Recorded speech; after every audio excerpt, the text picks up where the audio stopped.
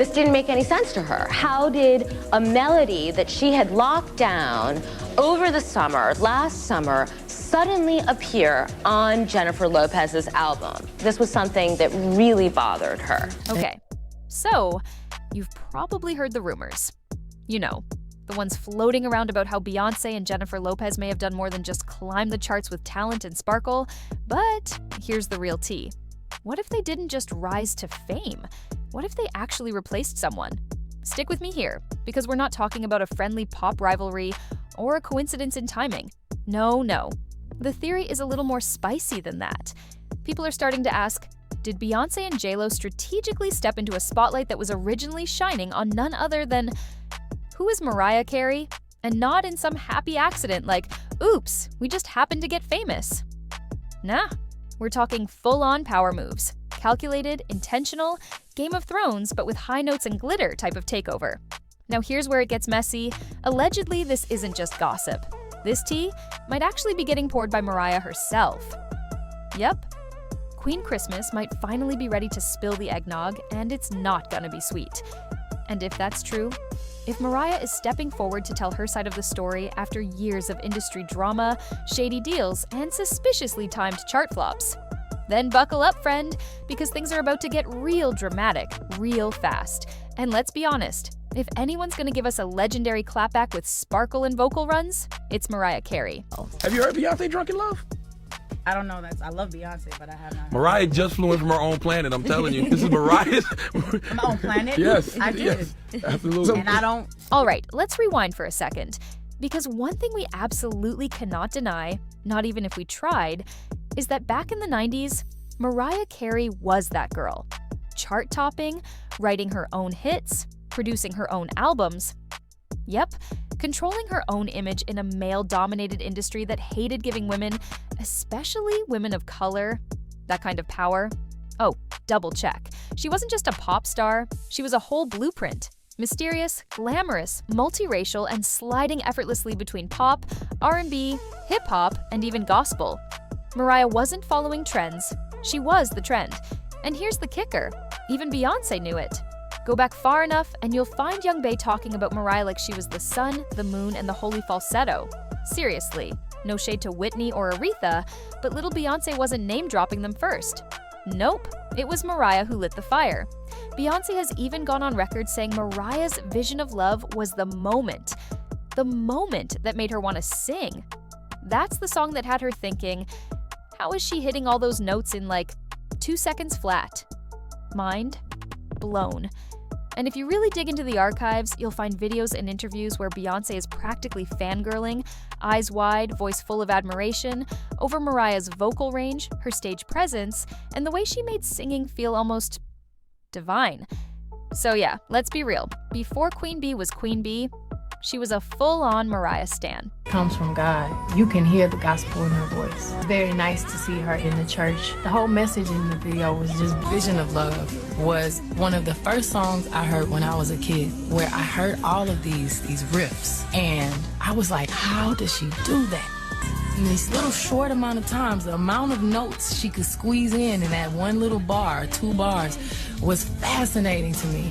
And that's kind of when I started trying it. And it's something that I love to do in my music, but she completely inspired me. Now, honey, I don't know what happened between Mariah and Beyoncé, and maybe nobody does. But what we do know is this. One day, Beyoncé was singing Mariah's praises like she was the second coming, and the next, crickets. The shoutouts stopped, the fangirling faded, and the industry gossip mill started turning. Some folks even believe Beyoncé quietly decided she had outgrown her idol, that maybe she was now bigger than Mariah. Now, let's be real for a second. Mariah Carey's legacy? Iconic, untouchable. But it doesn't always get the same critical respect as a Michael Jackson or a Prince. She's seen as the queen of vocals, yes, but also typecast as the over-the-top diva who rises every December like a glittery phoenix in heels and a Santa suit. Meanwhile, Beyoncé, she's aiming for something else entirely. She's positioning herself as a visionary, the female MJ, or maybe even the cultural force of a Prince. So, if Mariah doesn't fit that clean, calculated narrative, well, maybe Bee didn't see a need to keep singing her praises anymore. And here's where it gets extra spicy. some believe that Beyoncé's rise wasn't just talent and timing, that she and Jay-Z may have pulled a few powerful strings behind the scenes, possibly tipping the scales in their favor while Mariah's career slowly dimmed. Allegedly, that's just how the industry works. Those willing to play the game, or kiss the right behinds, get boosted, while actual raw talent left in the shadows. And unfortunately, that's where Mariah may have found herself. But hold up. This isn't just a Beyoncé story, because while Bey was climbing the throne, another name started popping up everywhere: Jennifer Lopez. Now, don't get me wrong, J.Lo is gorgeous, charismatic, and yes, talented in many ways. But vocally, let's just say, she wasn't exactly challenging Mariah Carey to a high-note showdown. And still, somehow, J.Lo was handed the global superstar starter pack: movies, fashion deals, fragrances, even the Super Bowl. Meanwhile, Mariah, fighting to keep her spotlight. So how did that happen? Oh, buckle up, and because now we bring in Tommy Mottola. Tommy, who was Mariah's ex-husband and a top executive at Sony, wasn't just bitter after the breakup. He was vengeful.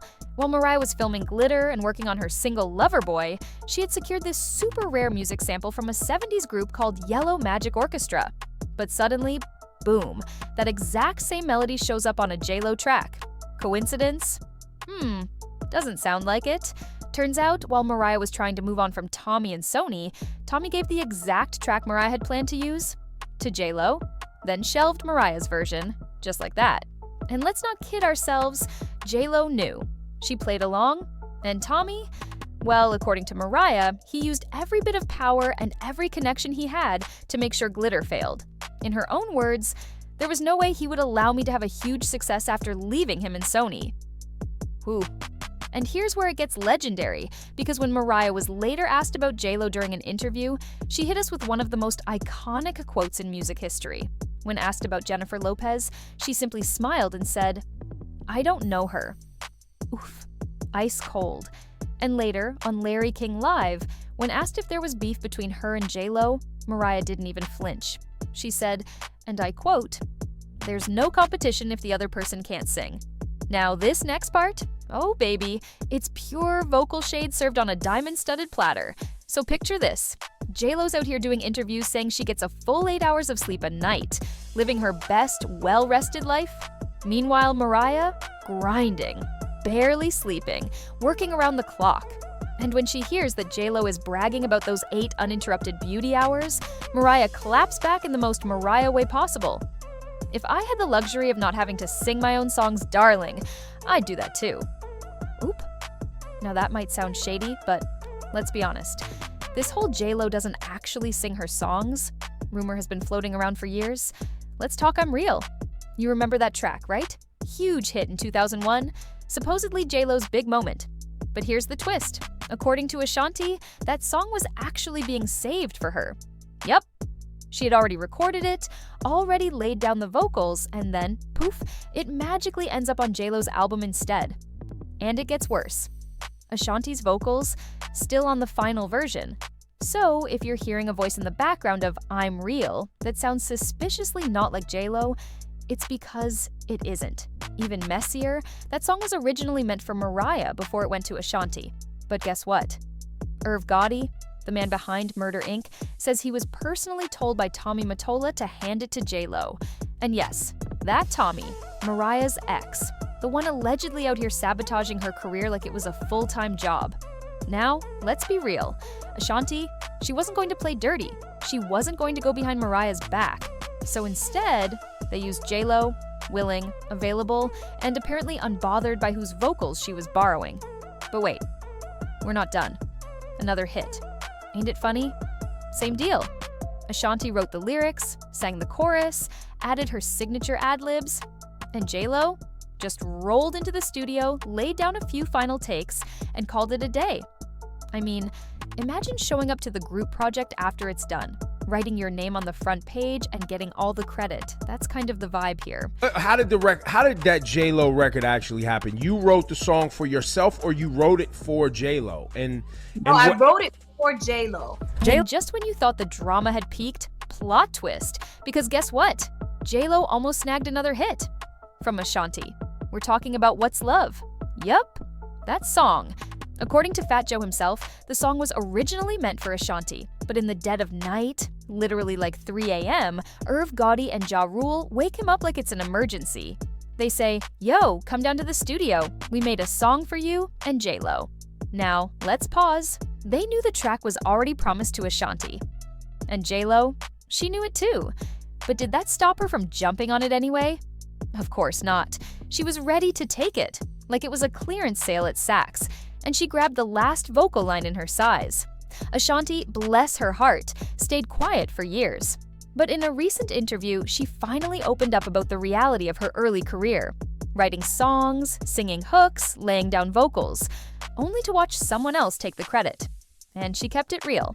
She said, "No matter what industry you're in, getting credit for your work matters.